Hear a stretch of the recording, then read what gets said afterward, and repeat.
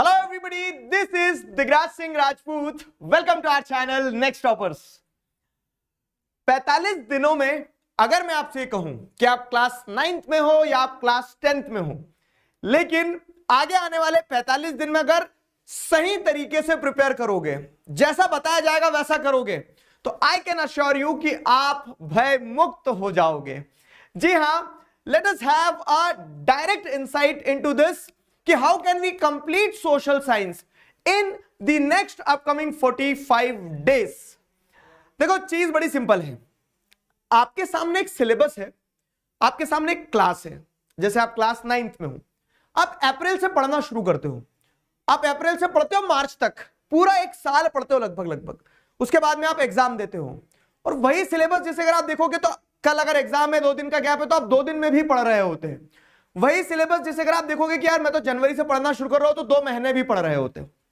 तो it's not about the syllabus, it's not about the time, it's all about the strategy. आइए नजर दौड़ाते हैं उस द स्ट्रैटेजी पर।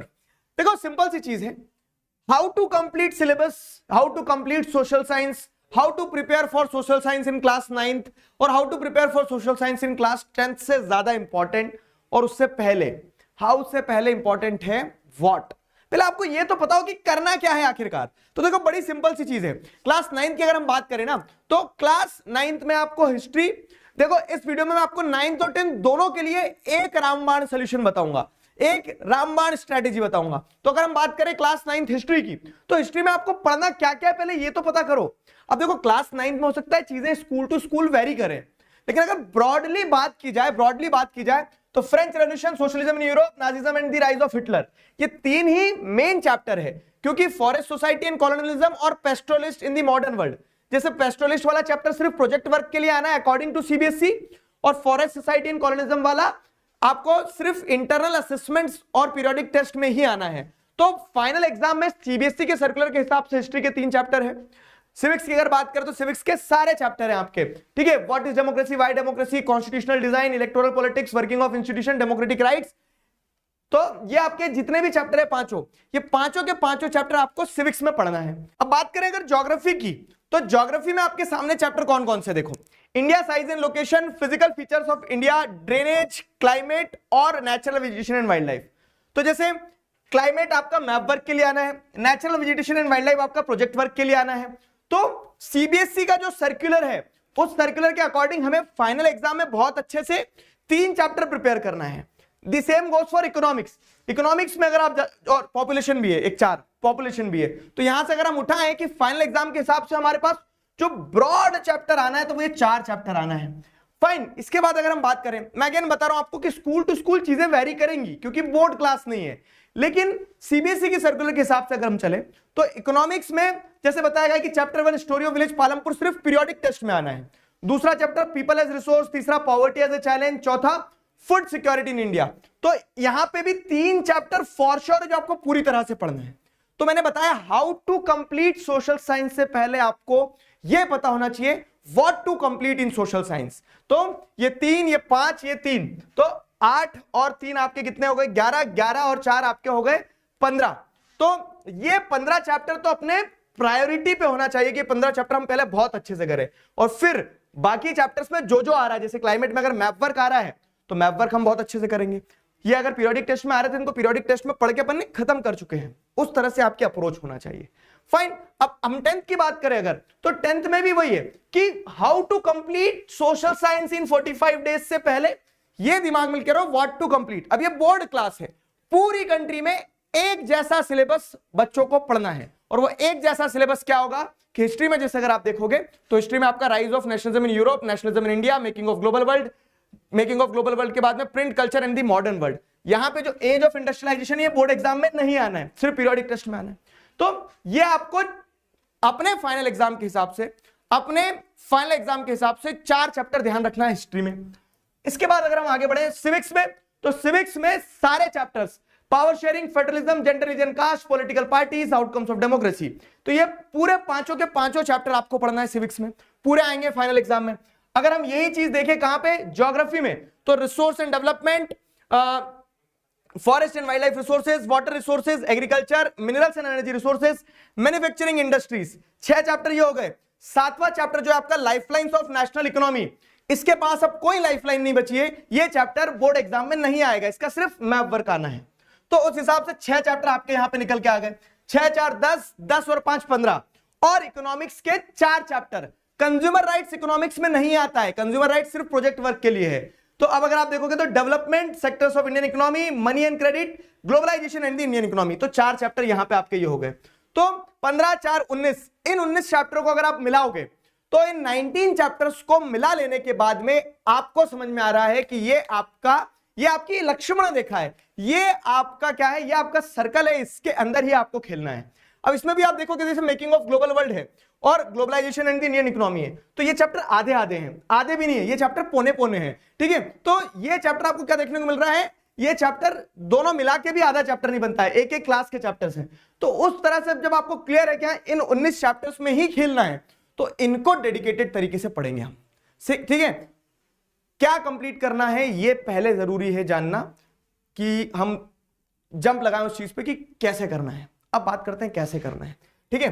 तो लेयर्स ऑफ व्हाट, अब इसमें भी आप देखो सिलेबस पता चल गया, अब सिलेबस में भी क्या करना है, घूटी बना के पी नहीं जाना है सिलेबस को, पी जाओ तो बढ़िया है, लेकिन मैं आपको प्रोवाइडेड कि अब समय कितना बचा है हमारे पास में, नवंबर एंड होते होते आप ये वीडियो देख रहे हो, दिसंबर जनवरी फरवरी 3 महीने में ब्रॉडली ले रहा हूं, इसमें भी 15 फरवरी से आपके पेपर चालू हो जाएंगे।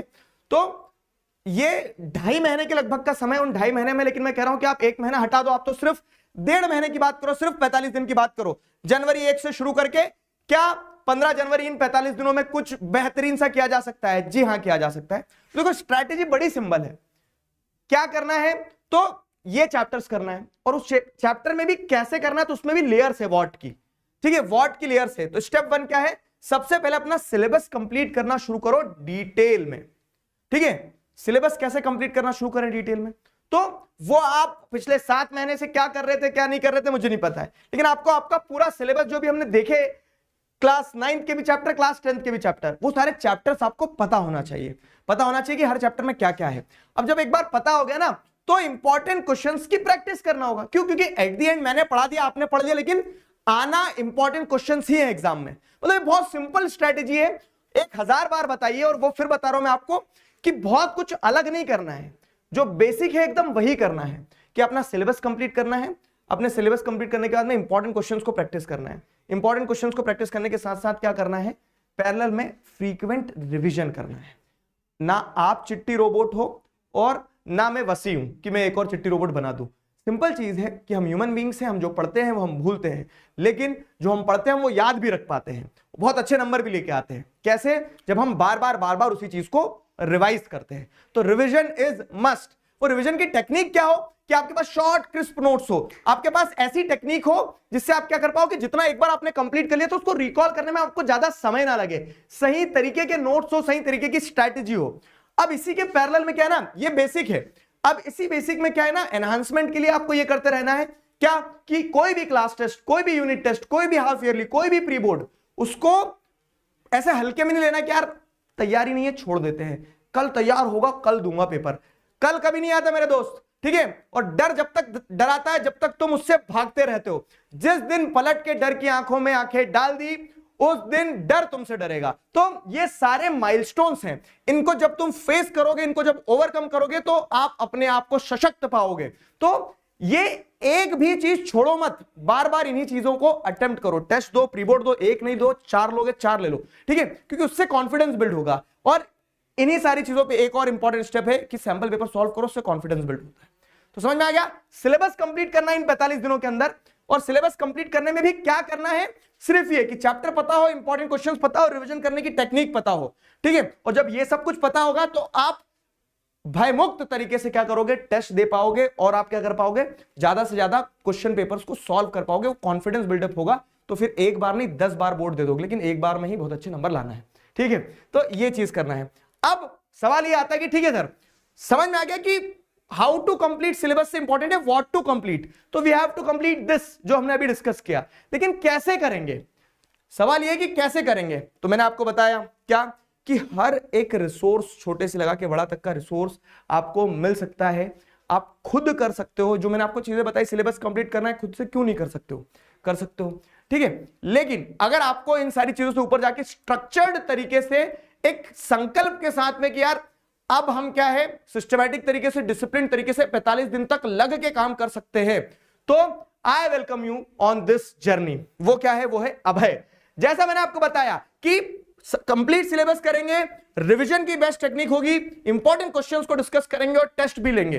फाइन, तो वो अभय के अंदर हम करने वाले हैं, वो क्लास 9th के लिए भी करने वाले हैं, वो क्लास 10th के लिए भी करने वाले हैं। तो 9th, और इनफैक्ट एक मजेदार चीज बता रहा हूं मैं आपको कि for the first time in country क्या कि 9th के लिए कुछ कोई लेकर आया है, क्योंकि 9th को क्या यूजुअली ऐसा सोचा जाता है कि 9th के बच्चे पढ़ते नहीं है। लेकिन मैं आपको एक यहाँ पे इंपॉर्टेंट चीज बता रहा हूं, 9th वो फाउंडेशन है जिसपे आपकी 11th बेस्ड होती है। 9th में आप जैसे देखोगे तो आप जो पढ़ रहे हो, तो साइंस में जो आप पढ़ रहे हो, मैथ्स में जो आप, अगर आपको ह्यूमैनिटीज लेना है तो जो आप पढ़ रहे हो, ज्योग्राफी में, जैसे कि एग्जांपल देता हूं, 9th की ज्योग्राफी की book same to same 11th में आती है। और पूरे एकेडमिक लाइफ में 9th और 11th ही दो ऐसी क्लासेस रहती हैं जो रिलेटिवली बच्चों को टफ लगती है। तो वो 9th के लिए अपना स्ट्रॉन्ग बेस आपके आगे के सफर में आपको बहुत मदद देने वाला है। और नेक्स्ट ईयर बोर्ड है, तो उस बोर्ड क्लास के लिए आप ग्रिल होना सीख रहे हो कि यार कैसे कैसे अपने आप को क्या करना है, कैसे अपनी लिमिट्स को पुश करना है। तो अब है बैच इज दी, कह सकते हैं ना, one shot solution for all your problems. क्यों? क्योंकि इसमें हम क्या करने वाले हैं, देखो इसमें हम क्या करेंगे, हफ्ते में 4 दिन हर एक सब्जेक्ट, इसमें आपका Hindi, English, maths, SST, science और आईटी सब कुछ होगा।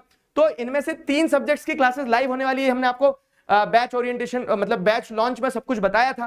तो हर, जैसे आप बात कर रहे हैं साइंस की या फिर मैथ्स की, एसएसटी की, तो classes will be 4 days in a week, 4 दिन आपकी क्लासेस होगी ही होगी, ठीक है। Every 5th class will be a doubt solving class, हर 5वीं क्लास आपकी डाउट सॉल्विंग क्लास होगी, ठीक है। हर 5वीं क्लास आपकी डाउट सॉल्विंग क्लास कैसे होगी, तो 4 क्लास में अगर मान लो हमने 4 चैप्टर कंप्लीट किए, तो 5वीं क्लास में पढ़ेंगे नहीं, डाउट्स डिस्कस करेंगे। फिर उसके साथ साथ क्या है, flow of the class, class का फ्लो कैसा रहेगा, आखिरकार पढ़ेंगे कैसे सर, एक क्लास में चैप्टर कैसे हो जाएगा। तो बेस्ट क्रिस्प तरीके से पढ़ाया जाएगा, जिसमें पूरा चैप्टर पढ़े, लेकिन ऐसे पढ़ें कि जिससे जिन्हें सब कुछ पढ़ दिया है उनका रिवीजन हो जाए, जिन्हें कुछ नहीं पढ़ा उन्हें सब कुछ पता चल जाए, और साथ साथ में क्वेश्चन आंसर्स प्रैक्टिस होते चले कि हाँ यार ये इंपॉर्टेंट क्वेश्चंस हैं जो आ सकते हैं। फाइन, साथ ही साथ क्या है, मैप वर्क, जैसे सोशल साइंस की अगर मैं बात करूं, ऐसे आपको साइंस का और मैथ्स का आपके शोभित भैया और प्रशांत भैया बताएंगे। अगर मैं बात करूं सोशल साइंस की, तो सोशल साइंस में जैसे मैप वर्क इंपॉर्टेंट होता है, तो एक क्लास में अपन प्रॉपर मैप वर्क कर लेंगे। फिर बात आ रही है क्या, क्या आपके मन में सवाल होंगे, अगर मैंने लाइव छोड़ दिया तो आपको रिकॉर्डेड मिल जाएंगी क्लासेस। अगर मान लो मैंने कह सकते हैं कि अभी तो पढ़ना शुरू ही नहीं किया है, तो मैं आपको बता रहा हूं कि पूरा चैप्टर एक्सप्लेन भी करूंगा, ठीक। तो आपके जो डर हो सकते हैं ना, जो आपके भय हो सकते हैं, इस बैच का नाम अभय क्यों है, क्योंकि वो आपको सारे भय से मुक्ति दिला रहा है, ठीक है। तो जितने भी व्हाट इफ्स हैं आपके मन में कि लाइव छूट गया, तो अगर मान लो मैंने सब कुछ पढ़ लिया तो मुझे जरूरत है क्या, तो अगर आपको रिवीजन करना है तो यू कैन। और अगर आपको ऐसा है कि मैंने कुछ नहीं पढ़ा है, स्क्रैच से कैसे करूंगा, तो आपको ब्रॉडली सारे चैप्टर एक्सप्लेनेशंस मिल ही जाएंगे।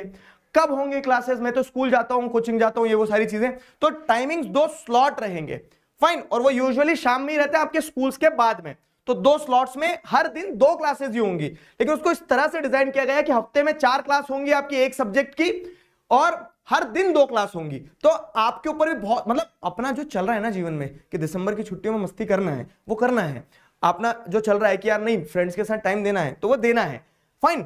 क्लास 10th है, यूपीएससी का एग्जाम नहीं है, मरे जा रहे हैं उसमें, लेकिन केस क्या है ना, केस क्या है कि डिसिप्लिन तरीके से अगर आपने 45 दिन अपने आप को समय दे दिया, तो आपका जो आज रिजल्ट आ रहा है उसमें आपको एक क्वांटम जंप देखने को मिलेगा, एक डिफरेंस देखने को मिलेगा, आपको अपने अंदर बदलाव देखने को मिलेगा। तो yes, we welcome you on this journey, the journey is going to start. Train पकड़ना चाहते हो तो here it is. Abhay batch के अंदर एनरोलमेंट्स स्टार्ट हो गए हैं, जो कि 1 दिसंबर से क्लासेस शुरू हो जाएंगी। अब मजेदार चीज क्या है कि अगर आप ये कोड यूज करते हैं नेक्स्ट 2000, तो आपको 999 में क्लास 9 के लिए अभय बैच मिल जाएगा। और वही चीज अगर हम देखें कहां, वही चीज अगर हम देखें क्लास 10th के लिए, तो क्लास 10th के एनरोलमेंट जो हैं वो भी स्टार्ट हो गए। 1 दिसंबर से क्लास 10th की भी क्लास स्टार्ट होगी, और बैच में और डिटेल में मतलब कि इस हफ्ते कौन कौन सी क्लास होना है, वो सारी चीज तो आपको वीकली शेड्यूल्स वगैरह ये सब कुछ मिलता रहेगा। बैच स्टार्ट होने से पहले 1 दिसंबर से पहले एक ओरिएंटेशन सेशन होगा लाइव, ठीक है, इसी चैनल पे, जिसमें आपको और क्लैरिटी मिल जाएंगी। अब क्लास 10th के लिए भी अगर आप ये कोड यूज करते हैं नेक्स्ट 2000 तो you will get the discount और आपको क्लास 10th का बैच का सब्सक्रिप्शन मिल जाएगा 1199 में। अच्छा, क्लास 10 से 200 रुपए ज्यादा क्यों? तो क्लास 10th के लिए एक सरप्राइज भी है। वो सरप्राइज ये है क्योंकि आपका बोर्ड क्लास है तो आपके घर में बोर्ड में जिस तरह की आंसर शीट होती है वैसी आंसर शीट एक बढ़िया सा नेक्स्ट टॉपर्स की तरफ से आपके लिए एक कह सकते हैं ना एग्जाम पैड जो होता है वो आएगा, ताकि आप वो बोर्ड लाइक फील ले पाओ, घर बैठ के बहुत अच्छे से पेपर दे सको। तो ये जर्नी स्टार्ट करते हैं साथ मिलकर एंड वी अश्योर यू क्या कि ये 45 दिन जैसा कहा कि कैन वी कंप्लीट, या फिर क्या ये पॉसिबल है कि 45 दिन में जीरो से हीरो बना जा सकता है? तो यस, इट इज पॉसिबल। तो join us on this journey. The journey is going to start from 1st of December। मिलते हैं क्लासेस में, तब तक अपना ध्यान रखो, मुस्कुराते रहो। अभी के लिए साइन ऑफ करते हैं। Signing off with this, together we can, we will. Thank you very much.